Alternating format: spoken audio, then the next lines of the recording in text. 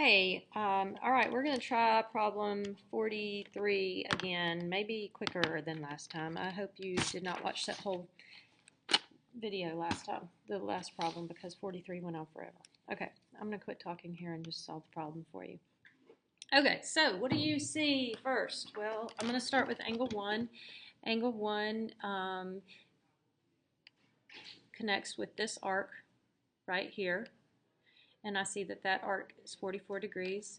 I know that inscribed angles are half of the measure of the arc they intercept, or half of the central angle. There is no central angle drawn here. If there was, it would be 44 degrees, but I know that the inscribed angle is half of this 44 degrees, so I know that the measure of angle 1 is equal to 22 degrees. All right, what else is easy to find first? Let's see, let me change colors. I can also find, if I see this 62 degrees right here, I can see that that 62 goes with this arc right here. I'll make it a little heavier. All right, this arc right here, the arc measure is the same thing as the central angle measure, which in this case is angle 2. Angle 2 is the central angle.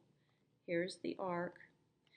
They both go along with, I suppose you could say, this inscribed angle 62. We know that central angles are twice the measure of inscribed angles, and so the measure of angle 2 is twice 62 degrees, which is 124 degrees. Okay, what else do I know? I also realize, let's see, oops, do that. Okay, I also see arc X. You see arc X right here.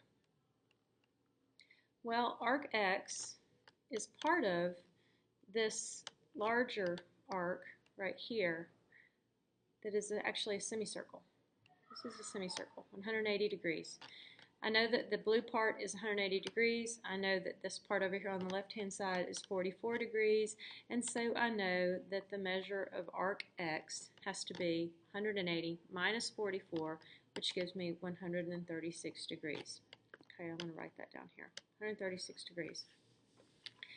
If I'm going to, let me just stick with this for just a second. If I know that that arc right there is 136 degrees, then I also know that whatever angle 4 plus 3 are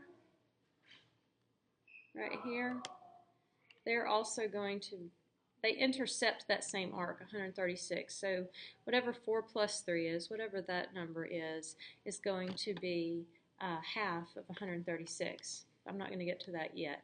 Let's see. Let me now erase something here. Hey, Rosemary just walked in. I'm recording. Hold on. Okay, so now I'm going to look at angle, I think I'll look at, well, I've already written angle 2. That was 124 degrees, right? All right, well, I have this isosceles triangle right here. So if I know that angle 2 is 124, then I just say 180 minus 124.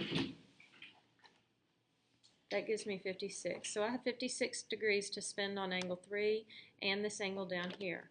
That gives me 28 degrees for angle 3. So the measure of angle 3 is 28 degrees. 28 degrees.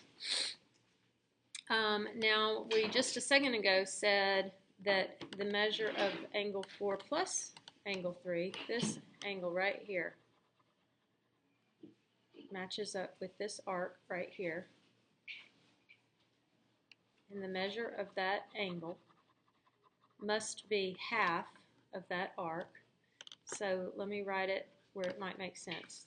Angle 4 plus angle 3 has to equal half of 136.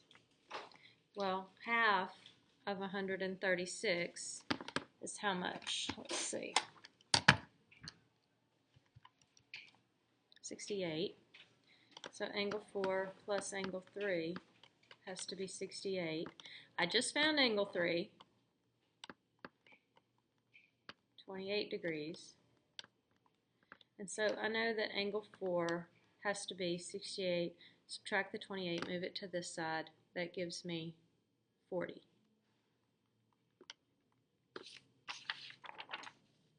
Did I get all of them? Let's see, the measure of angle 1, 2, 3, 4, and x. Okay, that was a little bit simpler than the last time. There are a lot of different ways to do this problem. There are a lot of isosceles triangles in there. There's a right triangle in there. There's a lot of 180-degree semicircles that you can use, linear pairs. There's probably 15, 20 different ways to solve this problem if you really wanted to look for it. So I hope you find the way that works for you and that makes sense. It is a long problem, I will give you that. All right, thanks. Bye.